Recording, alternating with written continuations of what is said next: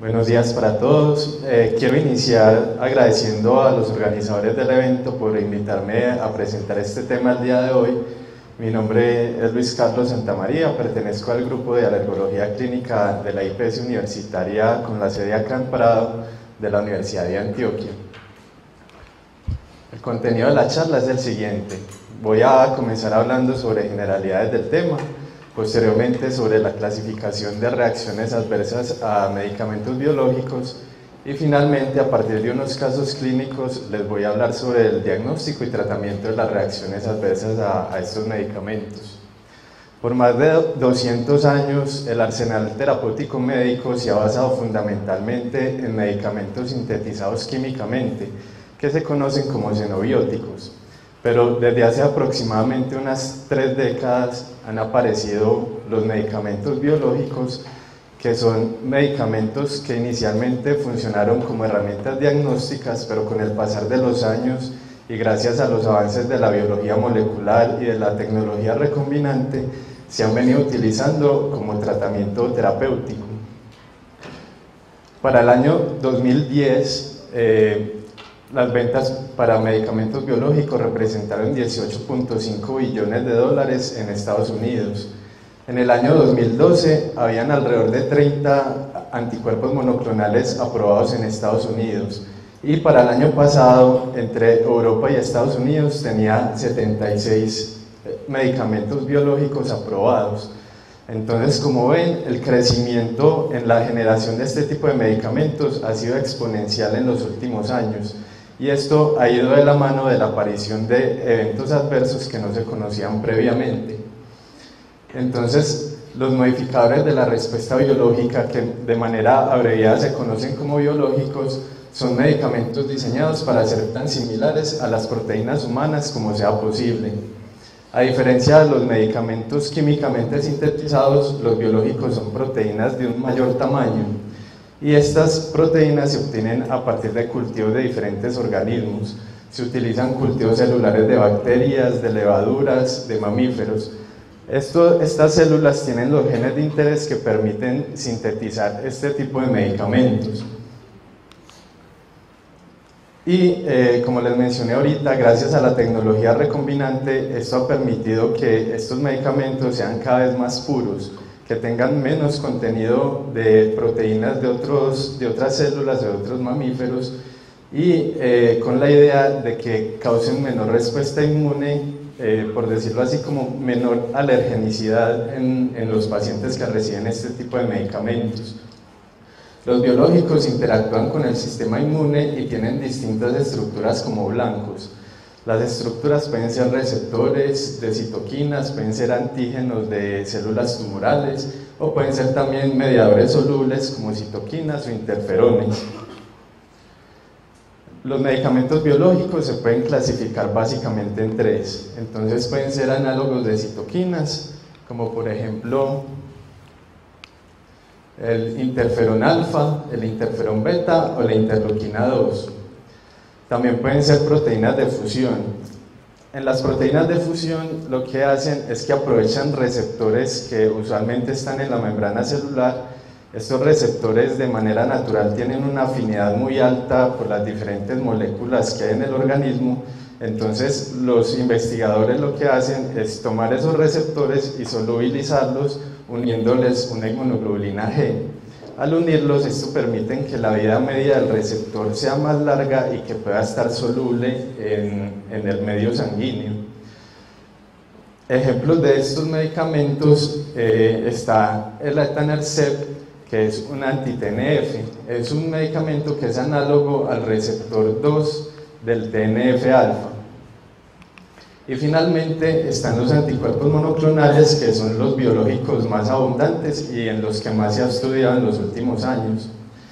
Estos anticuerpos monoclonales se obtienen, como les mencioné ahorita, de varios cultivos, pero de cultivos celulares. Pero el cultivo que se utiliza con más frecuencia es células de roedores, o sea, de origen múrido.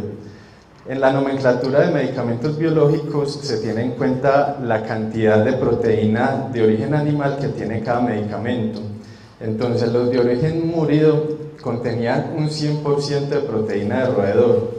Esto hacía que el medicamento era altamente alergénico y producía muchos efectos secundarios porque era una proteína totalmente extraña para el organismo humano. Entonces, con el pasar de los años se ha ido disminuyendo la cantidad de proteína de roedor. Los anticuerpos quiméricos contienen un 25% de proteína de roedor y en la nomenclatura tienen el sufijo CIMAF al final. Están también los anticuerpos monoclonales humanizados, que contienen un 10% de contenido de proteína de roedor, y el sufijo final es SUMAF. Y finalmente se logró la síntesis de anticuerpos totalmente humanos, y ellos se reconocen porque al final del nombre del medicamento tienen el sufijo UMAF. La clasificación de reacciones adversas para xenobióticos está más difundida y es mejor conocida. Esta clasificación se hace con letras de la A hasta la E y se basa como en palabras del inglés. Entonces las reacciones tipo A vienen de la palabra en inglés augmented y son reacciones que se pueden predecir de la farmacología conocida del medicamento. Esas reacciones son dosis dependientes y ejemplo de ellos son, por ejemplo, el sangrado que se presenta con el uso de anticoagulantes. Están también las tipo B o reacciones bizarras. Son reacciones que no pueden ser predichas de la farmacología conocida del medicamento y ellas aparecen con dosis relativamente, pues independientemente de la dosis recibida. Pueden aparecer incluso con muy pequeñas dosis. Y ellas incluyen efectos secundarios mediados por el sistema inmune como el exantema maculopapular, pero también pueden tener otro tipo de reacciones de hipersensibilidad como la enfermedad respiratoria exacerbada por AINES. Están también las reacciones tipo C, que están relacionadas con la estructura química del medicamento y su metabolismo, por ejemplo la hepatotoxicidad que produce el acetaminofén. Están también las reacciones tipo D, que aparecen muchos años después, y un ejemplo de ello es el carcinoma vesical que aparece después del tratamiento con ciclofosfamida. Están también las reacciones tipo E, que son reacciones de finalización de tratamiento, ocurren cuando se deja de recibir el medicamento, se desmonta este. Un ejemplo de ello es la aparición de convulsiones luego de parar el tratamiento con fenitoína. Entonces, entre xenobióticos y medicamentos biológicos hay varias diferencias. Ellos se diferencian en la estructura. Entonces, los xenobióticos son medicamentos de bajo peso molecular y son estructuras químicas, mientras que los biológicos son medicamentos de alto peso molecular y son proteínas. Los xenobióticos sufren un metabolismo importante y generan metabolitos reactivos, mientras que los biológicos no sufren metabolismo, sino que sufren procesos de digestión. La ruta de administración en los xenobióticos pueden ser oral, tópica o parenteral, mientras que en los biológicos solo se pueden administrar por vía parenteral debido a ese proceso de digestión que pueden sufrir.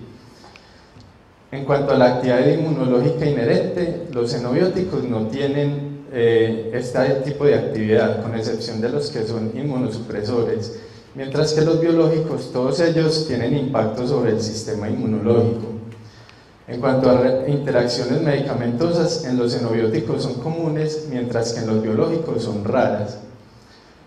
En cuanto a la respuesta inmune que genera el cuerpo frente a los medicamentos, para los xenobióticos es principalmente de tipo celular y las reacciones son de tipo retardado, mientras que para los biológicos es fundamentalmente de tipo humoral y las reacciones usualmente son de tipo inmediato, ya que los medicamentos son antigénicos por sí mismos. Entonces, dadas estas diferencias que hay entre xenobióticos y biológicos, los investigadores se vieron en la necesidad de hacer una clasificación diferente de las reacciones adversas a los biológicos. Entonces, en esta clasificación se utilizan también letras, pero en este caso las letras que se utilizan son del alfabeto griego. Entonces están las reacciones tipo alfa que se dan por sobreestimulación. Este tipo de reacciones son semejantes a las tipo A que se dan contra los xenobióticos, son dosis dependientes y son predecibles. De manera normal, en el cuerpo, las proteínas que se utilizan en los medicamentos biológicos se encuentran en bajas concentraciones, cercano como al órgano blanco donde actúan, para que ellas actúen de manera autocrina o paracrina. Cuando se utilizan medicamentos biológicos por vía parenteral, se tienen que administrar altas dosis en el torrente sanguíneo para que finalmente lleguen al órgano blanco y se logren las cantidades necesarias para que haya efecto. Entonces, el hecho de administrar grandes cantidades por vía parenteral hace que más fácilmente se presenten efectos secundarios.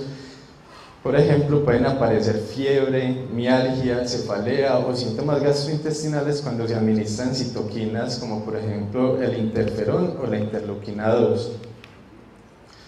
Hay otro tipo de medicamentos como anticuerpos monoclonales que pueden actuar sobre los linfocitos y activarlos. Cuando activan los linfocitos, estos liberan múltiples citoquinas y estas citoquinas actúan en todo el cuerpo y puede ocurrir un tipo de reacción que es la tormenta de citoquinas y se da por liberación de interleuquina 1, TNF, interferón alfa y beta, interleuquina 6 e interleuquina 8, y esto puede llevar incluso a disfunción multiorgánica. Un ejemplo de una reacción tipo alfa con biológicos está la erupción cutánea similar al síndrome SWIT, que son unas placas dolorosas asociadas con fiebre, y se da por la administración de filgrastim, que es un medicamento estimulante de granulocitos. Están también las reacciones tipo beta, que son las reacciones propiamente de hipersensibilidad.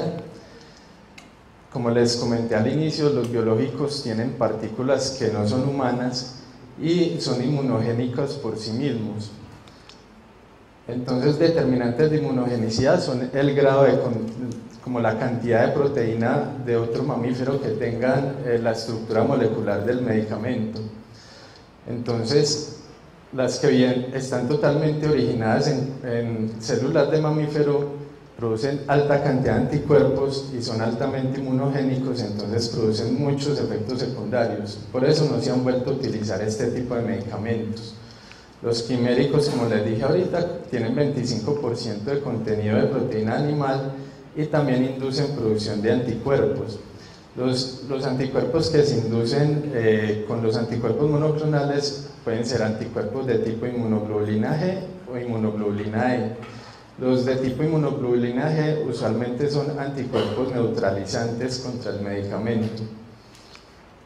Están los anticuerpos monoclonales humanizados, que tienen un 10% de contenido alrededor, y los completamente humanos, que a pesar de que la mayoría de la estructura es totalmente humana, tienen un pedacito que es la que permite actuar contra el blanco terapéutico, que es una proteína extraña, entonces también pueden desencadenar respuesta inmunológica.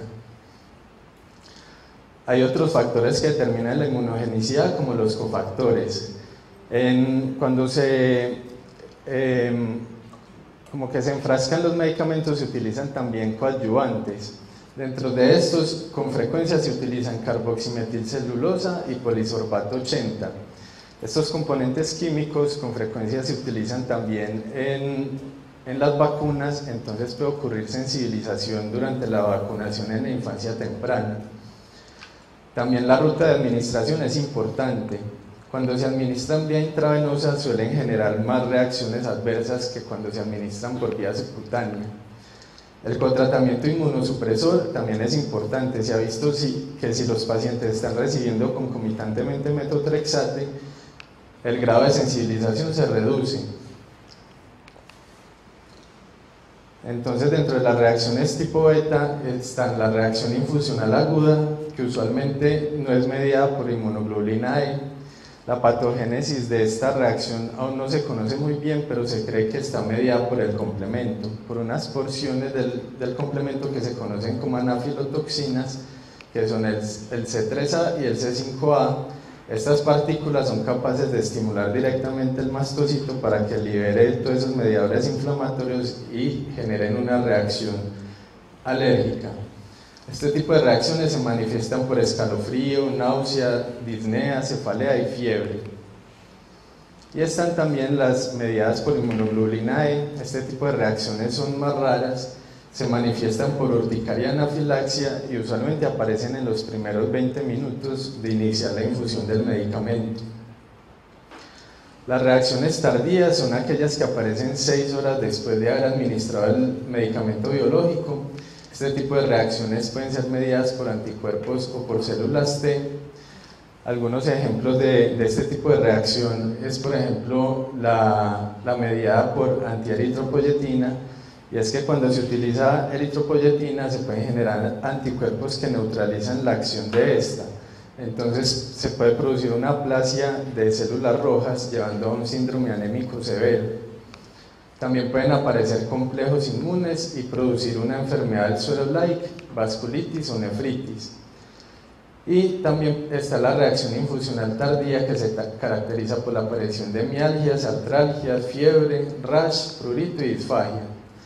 En raras ocasiones pueden aparecer exantemas o hepatitis, a diferencia de los xenobióticos que sí causan este tipo de reacciones con más frecuencia. Está también la reacción en el sitio de inyección. Este tipo de reacciones aparecen usualmente en los primeros 2 días, se caracterizan por eritema pruriginoso, edema y aparición de placas infiltradas ahí en el sitio de aplicación. Es una reacción benigna y autolimitada y raras veces sufren una diseminación exantemática. El mecanismo inmunológico exacto no se conoce porque no se han realizado estudios ni se han tomado muestras histopatológicas de estos pacientes cuando se tiene la reacción. Entonces, un ejemplo de esto es la reacción en sitio de inyección luego de aplicación de etanercept. Sería una reacción tipo beta. Otra es la vasculitis cutánea durante el tratamiento con adalimumab para enfermedad de Crohn. También están las reacciones tipo gamma. En este tipo de reacciones hay que tener en cuenta el papel fisiológico que tenga el medicamento que se esté aplicando, sea como un análogo de una proteína en el cuerpo o el blanco terapéutico en el que actúa dentro del cuerpo. Entonces, si son medicamentos con amplio papel fisiológico, los efectos son más heterogéneos y más amplios, como por ejemplo cuando se aplica interferón o TNF. En cambio, si tienen un blanco específico, el patrón de efectos secundarios es más limitado, como por ejemplo con el omalizumab o la eritropoyetina. Una de las reacciones tipo gamma son las de inmunodeficiencia. Entonces, el TNF es esencial para que haya el control de las infecciones intracelulares. Cuando se administran medicamentos que bloquean esa citoquina, el anti-TNF, entonces se pueden liberar esas infecciones intracelulares. Entonces puede aparecer tuberculosis, listeriosis o herpes zóster. Y con el rituximab, que puede producir hipogamaglobulinemia, se han descrito presentación de infecciones sinopulmonares y también de meningitis enteroviral. El otro tipo de reacciones gamma son las de autoinmunidad. Entonces se ha observado que cuando se administra el anti-TNF pueden ocurrir fenómenos autoinmunes, pero raramente aparecen enfermedades autoinmunes. Se ha visto que en pacientes que reciben etanercept, el 11% presentan anticuerpos antinucleares y con infliximab el 68% desarrolla este tipo de anticuerpos. Sin embargo, la presentación de lupus solo se da en el 0.5% de los pacientes. El otro tipo de reacción gamma que se puede producir es el de alergia. Se ha descrito también con el anti-TNF, y es que cuando se administra este tipo de medicamento en personas con susceptibilidad genética, pueden presentar manifestaciones o enfermedades de tipo alérgico como dermatitis atópica, rinitis o asma, y se cree que se da porque al administrar el anti-TNF se disminuye el perfil de citoquinas TH1 y así predomina el perfil de citoquinas que media las enfermedades alérgicas, que es el TH2. También se ha descrito un tipo de reacción paradojal, y es que cuando se administra el tratamiento biológico aparecen patologías en las que usualmente se utilizan tratamiento con este tipo de medicamentos. Entonces se ha descrito que al administrar anti-TNF aparecen reacciones tipo psoriasis-like, vasculitis o colitis. El mecanismo también inmunológico de este no es bien conocido, pero se cree que hay una disminución de células T reguladoras y un incremento del perfil de citoquinas TH17 y interferón alfa. Entonces, un ejemplo de una reacción tipo gamma es la erupción psoriasiforme durante el tratamiento con adalimumab. Están también las reacciones tipo delta, que son de reactividad cruzada. Entonces, en estas, los antígenos tumorales frecuentemente son proteínas normales, las cuales son sobreexpresadas en células tumorales. Los anticuerpos a esos antígenos podrían también reaccionar a esas estructuras en células normales. Entonces, por ejemplo, cuando se aplica cetuximab, que es un anticuerpo monoclonal dirigido para carcinomas de cabeza y cuello y también cáncer de colon, se ha visto que produce lesiones acneiformes, dado que actúa en receptores que están tanto en las células tumorales como en la piel. Finalmente están las reacciones tipo épsilon, que son mediados por efectos no inmunológicos y ocurren usualmente ya cuando el medicamento se ha lanzado al mercado. Entonces, las moléculas diana terapéuticas pueden estar implicadas en otras funciones fisiológicas que no se conocen hasta que el biológico entra en uso rutinario. Se ha descrito con el interferón alfa que hay compromiso neuropsiquiátrico, se han visto causas de depresión, de estado confusional. Y en falla cardíaca, estudios iniciales habían visto que pacientes con fallo de bomba tenían altos niveles de TNF-alfa. Entonces los investigadores decidieron probar anti-TNF en pacientes con falla cardíaca y notaron que antes ocurría un empeoramiento de esta falla. Traje este caso clínico que he reportado de otro grupo de alergología y lo encontré pues en la literatura. Se trata de una paciente de 25 años con artritis reumatoide resistente a metotrexato. Le iniciaron tratamiento con infliximab. En la quinta infusión del medicamento desarrolló un rash pruriginoso con lesiones urticariales aisladas y disnea. Se detuvo la infusión y fue tratada con antihistamínicos y corticosteroides. Se cambió el tratamiento a adalimumab y con este desarrolló urticaria local después de la segunda aplicación y la tercera en la tercera aplicación la urticaria se diseminó de manera generalizada, por lo que se suspendió el adalimumab y la remitieron para valoración a alergología. Dentro de las herramientas diagnósticas que tenemos en alergología se pueden hacer tanto pruebas in vivo como in vitro. El objetivo principal de las pruebas alergológicas es intentar reproducir la inflamación alérgica. Entonces, dentro de las pruebas in vivo tenemos la opción de hacer pruebas cutáneas. En las pruebas cutáneas están las pruebas epidérmicas y las pruebas intradérmicas. Lo que hacemos es aplicar la sustancia a la que consideramos que es alérgica la persona y al aplicarla esperamos que se reproduzca una respuesta alérgica. En este caso esperamos que se produzca un abono. Las pruebas cutáneas con medicamentos biológicos ha sido muy difícil estandarizarlas porque debido al costo es muy difícil hacer estudios clínicos con estos medicamentos. Y en nuestro medio las EPS ponen muchas trabas para nosotros poder realizar este tipo de pruebas. Sin embargo, este grupo alergológico, frente al caso que les mostré ahorita, realizaron pruebas intradérmicas con adalimumab y con infliximab. Y los resultados que obtuvieron fue que fue positiva para adalimumab y negativa para infliximab. Y dentro de las pruebas in vitro se pueden hacer un test de activación de basófilos. Los basófilos son unas células que median la respuesta alérgica inflamatoria y liberan varias sustancias que hacen que se manifieste pues la alergia. Entonces lo que se hace en esta prueba es tomar basófilos del paciente y en el laboratorio inyectarles como el antígeno o el medicamento al que uno considera que es alérgico y se mira si hay activación o no de los basófilos. En este caso el test de activación resultó positivo para adalimumab y negativo para infliximab. Entonces esto nos permite concluir que la reacción que tuvo el paciente con adalimumab fue medida por IgE. Entonces en este caso el tratamiento es la evitación. Y con el infliximab fue una reacción que no fue IgE mediada, entonces lo que se hizo fue reexponer al paciente a este medicamento pero a una menor tasa de infusión y con premedicación. Cuando hay una reacción inmediata con la aplicación del medicamento, se puede utilizar este algoritmo de tratamiento. Entonces lo primero que hay que hacer es detener la infusión. Hay que evaluar los signos vitales del paciente. Si hay compromiso de la presión sanguínea o de la saturación, hay que realizar una administración temprana de adrenalina intramuscular. Usualmente la dosis es de 0.3 miligramos y se puede repetir cada 5 minutos hasta por 3 veces si es necesario. Si no hay compromiso de la presión sanguínea y la saturación está bien, se pueden administrar entonces antihistamínicos y esteroides, o también se pueden utilizar medicamentos como ácido acetilsalicílico si presenta flushing, meperidina si el paciente tiene escalofríos, acetaminofén si hay fiebre, salbutamol si hay broncoespasmo, igual que el Montelukast.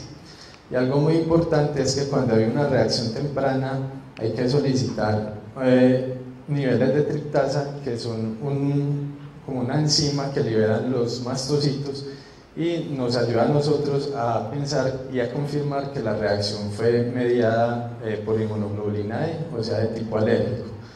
Estos niveles se deben tomar idealmente en los primeros 30 a 120 minutos de la reacción. Acá hay otro algoritmo de actuación.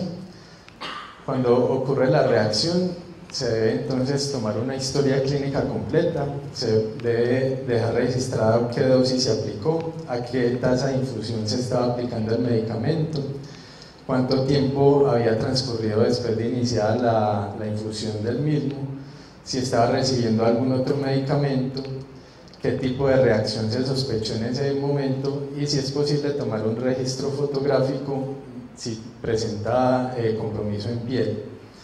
Y ya el estudio alergológico completo se haría 4 a 6 semanas después, ya que en la parte inmediata las pruebas de alergología no son útiles, ya que como hubo la reacción, todas esas células se depletaron y ya no se podría lograr la reproducción de la reacción alérgica inmediatamente. Entonces ya 4 a 6 semanas después, el alergólogo lo que haría sería medir nuevamente niveles de triptasa, haría las pruebas cutáneas o serológicas si están disponibles. Este otro caso lo manejamos en el servicio de alergología de acá de la IPS universitaria. Se trataba de una paciente de 50 años de edad con enfermedad de Devic, a quien se le prescribió rituximab. En la primera administración, a los 35 minutos, después de haber recibido el 10% del medicamento, o sea 96 miligramos de la dosis, presenta lesiones tipo abones generalizados asociados a angioma bipalpebral, síntomas respiratorios, tos, disnea y desaturación. Se suspendió la infusión e iniciaron manejo con antihistamínicos y esteroide, presentando mejoría rápida del cuadro. Y la remitieron al servicio nuestro, dado que era la única alternativa terapéutica que tenía la paciente según su neurólogo tratante. Entonces traje este caso para hablar de la desensibilización. La desensibilización está indicada solo cuando se comprueba que el mecanismo que causó la reacción fue mediado por inmunoglobulina E y cuando es biológico es necesario como tratamiento de primera línea. Está contraindicado cuando se han presentado reacciones tardías con el medicamento, como síndrome de Stevens-Johnson, necrolisis epidérmica tóxica, reacción a drogas con eosinofilia y síntomas sistémicos, erupción fija a medicamentos, pustulosis exantemática generalizada aguda o vasculitis. Y se han descrito casos de desensibilización exitosa con estos biológicos, con rituximab, trastuzumab, infliximab, cetuximab, bevacizumab, tocilizumab, ofatumumab, brentuximab, alemtuzumab, eternecet y adalimumab. Entonces, en este caso lo que hicimos, dado que acá es muy difícil realizar las pruebas cutáneas, como les dije, por problemas administrativos, porque la EPS no nos permite utilizar los medicamentos como medio diagnóstico, nos basamos básicamente en la historia clínica. Entonces, como fue una reacción temprana, pensamos que la probabilidad de que fuera IgD media era alta. Entonces pasamos directamente a realizar la desensibilización. La desensibilización lo que hace es dar unas dosis incrementales del medicamento, empezando con dosis muy bajas hasta llegar a la dosis terapéutica deseada. Acá traje el protocolo que utilizamos. La dosis que queríamos era de 637 miligramos, se hacen varias diluciones y se hacen 12 pasos hasta llegar finalmente a la dosis deseada. Entonces, como vemos acá en el último paso, que es el paso 12, es donde se administra mayor dosis. En este caso eran 588 miligramos, hasta lograr pues la sensibilización exitosa.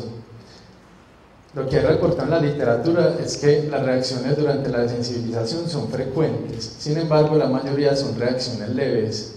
Un 90% de las reacciones durante la sensibilización son leves y el 70% de las reacciones ocurren durante el último paso, porque es ahí donde se pone la mayor dosis, y en este momento es cuando nosotros incrementamos la vigilancia del paciente. Hasta el momento no se ha reportado ninguna muerte en un procedimiento de sensibilización. Para hacer el procedimiento utilizamos premedicación, se utilizan esteroides antihistamínicos y en ocasiones utilizamos también ácido acetilsalicílico, montelukast y acetaminofén. El uso de premedicación todavía está controvertido. Hay investigadores que dicen que es útil, hay otros que dicen que no, pero sopesando riesgo-beneficio nosotros preferimos utilizarla siempre. Si durante el procedimiento hay una reacción, lo que hacemos es tratarla y una vez se resuelve la reacción reiniciamos el procedimiento en el paso que íbamos. En general este es entonces el modo de actuación frente a una reacción adversa a un biológico. Entonces, si es una reacción inmediata, hacemos las pruebas cutáneas si están disponibles, y si son positivas y el medicamento es necesario, se hace un procedimiento de sensibilización. Y si es una reacción leve, se daría la infusión de manera estándar con premedicación.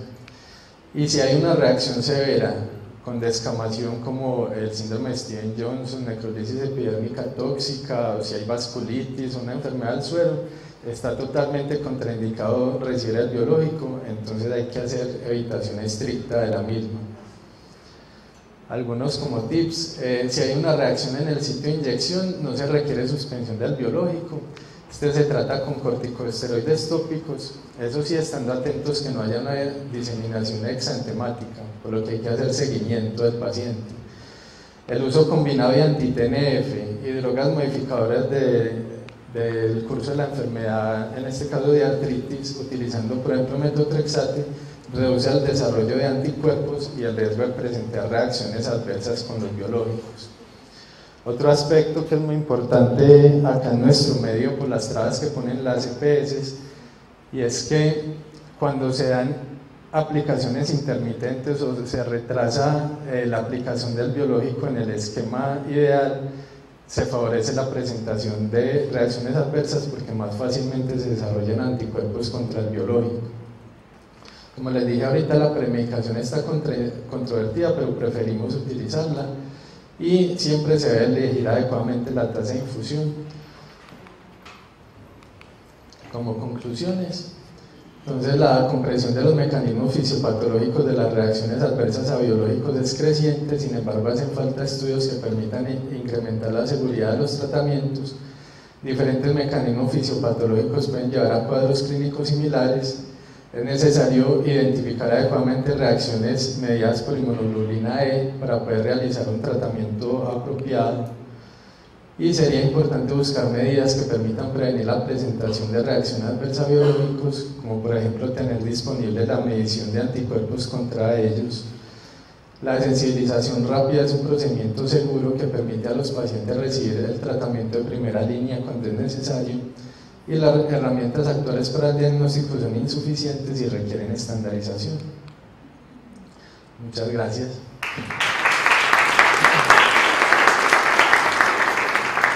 ¿Alguna pregunta? ¿Alguna duda? Sí. ¿La psoriasis se tiene como una enfermedad real o hay un tratamiento ya específico para ella o solamente paliativo? En los últimos años han salido múltiples biológicos para psoriasis. Hasta donde tengo entendido no es una enfermedad rara, aunque no es el campo pues, de nosotros los alergólogos. Es de dermatología, pero hasta donde tengo entendido no es una enfermedad rara. Ahorita, una diapositiva alcancé a leer que hay algunas enfermedades que se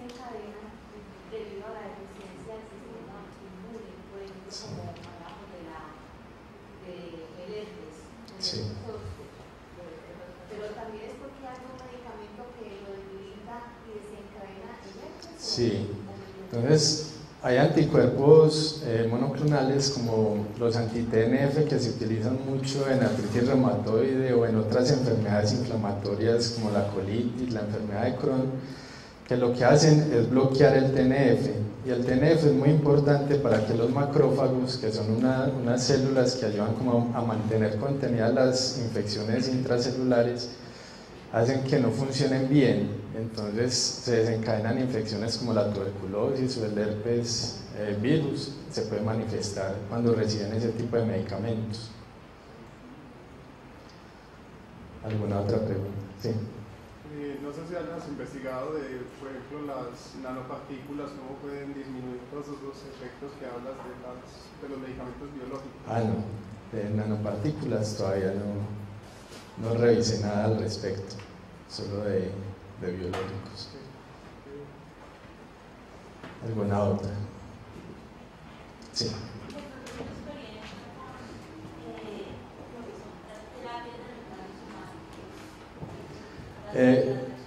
Se ha visto que hay reacciones. En el San Vicente tuvimos un caso con una niña que requería reemplazo enzimático y logramos hacer desensibilización exitosa. Con todos los medicamentos se puede hacer desensibilización. Se parte pues de la premisa de iniciar con dosis muy pequeñas y hacer una administración incremental. Y toca diseñar el protocolo, hay algunas desensibilizaciones que se tienen que hacer por varios días, hay otras rápidas como las que les mostré que se pueden hacer en horas, pero usualmente con todos los medicamentos se pueden hacer desensibilizaciones siempre y cuando no haya sido una reacción grave como las que les mostré: Steven Johnson, necrosis epidérmica, DRES, pega, vasculitis. En esas no se puede hacer, toca proscribir la medicación ya de por vida. ¿Alguna otra? Muchas gracias.